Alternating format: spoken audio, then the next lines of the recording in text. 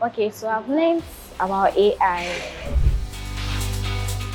Over the period, the kids have learned different AI tools. They've learned from KitGenI to Suno AI and even using ChatGPT. This thing about artificial intelligence is going to be very big. It's going to be all over the place. So I'm happy you are being introduced early to understand what it is, what you can do with it, how you can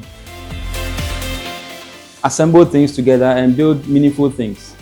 There's a new way of thinking coming, and I hope that you'll be able to grab it.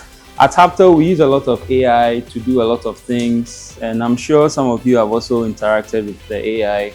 Now you can summarize very big documents. You can learn on your own the way you want. So if you want to understand some math in a video, funny meme way, you can tell the AI, teach me this in a funny way to do that, and then you understand.